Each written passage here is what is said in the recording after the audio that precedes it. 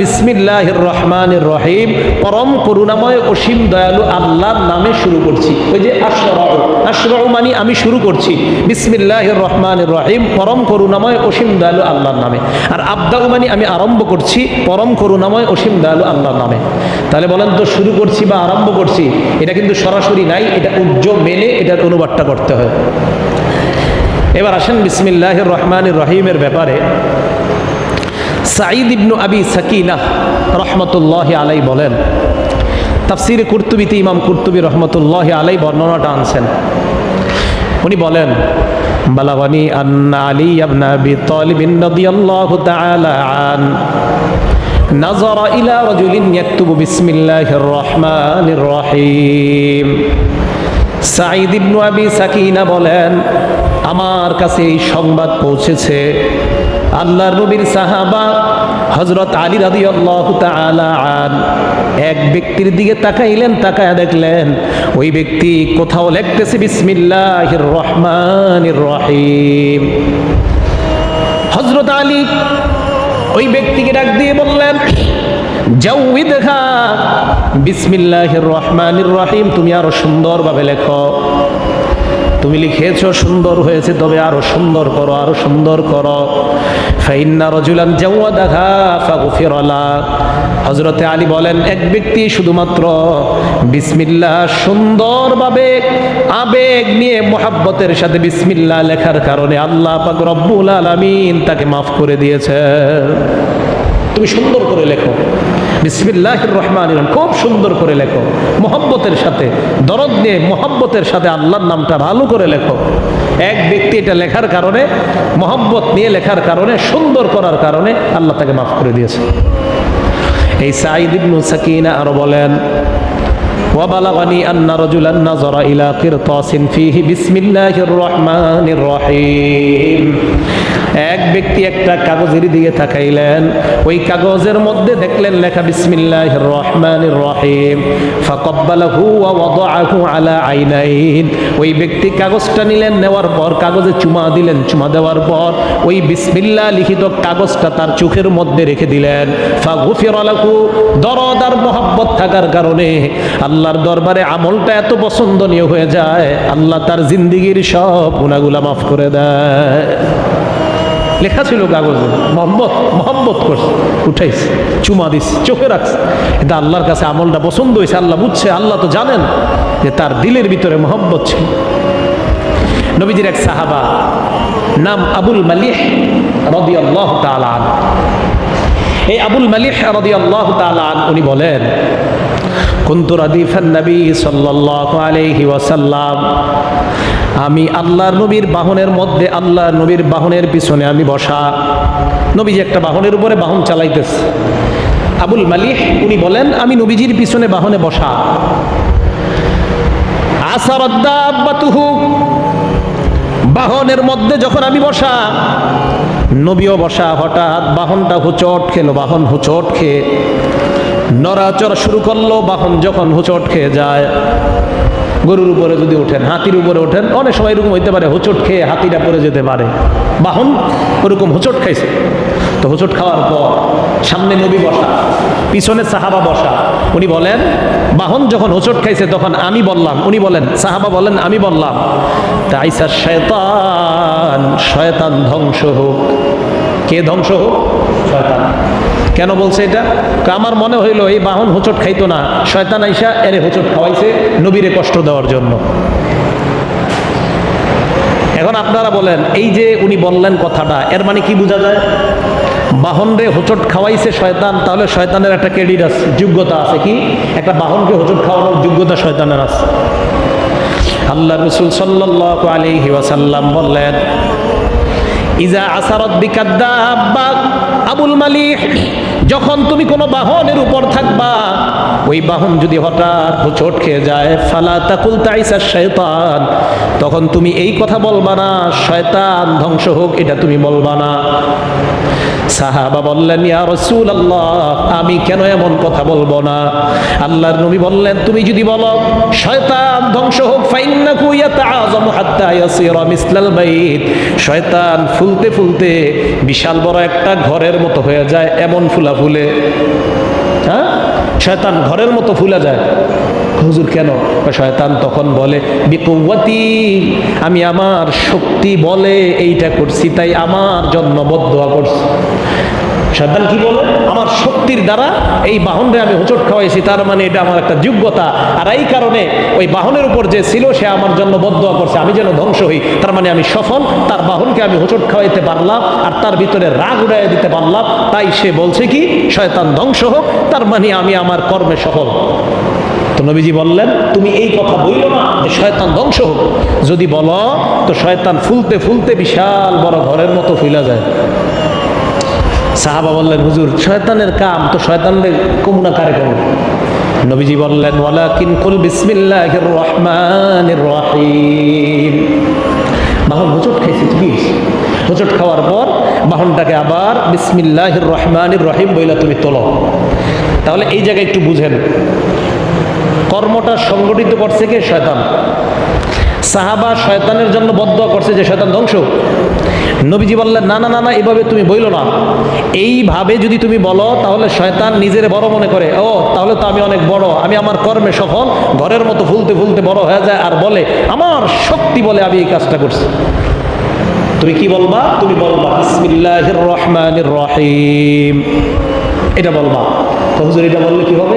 আল্লাহর নবী বললেন, যখন তুমি বিসমিল্লাহির রহমানির রহিম বইলা বাহনটা উঠাইবা, ফাইন্নাহু ইয়াতাসাগারু হাত্তা ইয়াসিরা মিসলাজ যুবাব, শয়তান তখন ছোট হইতে হইতে মাছির মতো ছোট হয়ে যায়। সুবহানাল্লাহ। তাহলে আমাদের ঘরে কিছু পড়ে গেল, শোকেসের উপর থেকে কিছু পড়ে গেল, দেখ আপদ, এই সমস্ত কিছু না বলে ইন্না লিল্লাহি ওয়া ইন্না ইলাইহি রাজিউন পড়া, পড়ে যাওয়ার পর বিসমিল্লাহির রহমানির রহিম করে উঠান।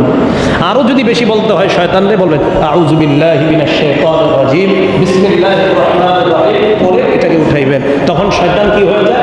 ছোট হইতে হইতে মাছির মতো ছোট হয়ে যায়। শয়তান তখন আর বড়ত্ব প্রকাশ করে না। কথার সবার মনে থাকবে তো? তাহলে শয়তান ধ্বংস হোক, এভাবে না বলার চাইতে আল্লাহর কাছে বলা, আল্লাহ শয়তান থেকে তোমার কাছে পানাহ চাই, পরম করুণাময় অসীম দয়ালু তোমার নামে শুরু করছি, আল্লাহ এই কর্মটা শয়তান করেছে, তাই আমি তোমার নামে এটাকে আবার ঠিক করলাম। তখন শয়তান কয়, হায় হায়, আমি তারে ধোঁকা দেওয়ার জন্য তার ক্ষতিটা করলাম, উল্টা দেখি সে আল্লাহর নাম নেয়। তখন শয়তান ছোট হইতে হইতে মাছির মতো ছোট হয়ে যায়। তাহলে এখন থেকে আমরা এই আমলটা করবো, আল্লাহ তৌফিক দান করেন। নবীজির সাহাবা আব্দুল্লাহ ইবনে মাসউদ রাদিয়াল্লাহু তাআলা আনহু, বিসমিল্লাহির রহমানির রহিম লিখতে অক্ষর কয়টা বলেন তো? হ্যাঁ, 19টা। আব্দুল্লাহ ইবনে মাসউদ বলেন, জাহান্নামের প্রহরী 19 জন। বলেন জাহান্নামের প্রহরী কয়জন? 19 জন। এই কথা আল্লাহ কোরআনে বলছেন, আলাইহা তিসআতা আশা, জাহান্নামের প্রহরী 19 জন। জাহান্নামটাকে ধারণ করে আছে কয়জন ফেরেশতা? 19 জন। আব্দুল্লাহ ইবনে মাসউদ বলেন, মান আরাদা আইয়ুনজিয়াহুল্লাহ মিনাজ জাবানিয়াতি তিসআতা আশার, কোন বান্দা যদি চায় আল্লাহ তাকে এই 19 জন ফেরেশতা থেকে যেন আল্লাহ তাকে মুক্তি দিয়ে দেয়, আল্লাহ তাকে হেফাজত করেন, ফাল্যাকরা বিসমিল্লাহির রহমানির রহিম, ওই বান্দা যেন বিসমিল্লাহির রহমানির রহিম মুহাব্বত আর দরদের সাথে পাঠ করে। কেন পাঠ করে?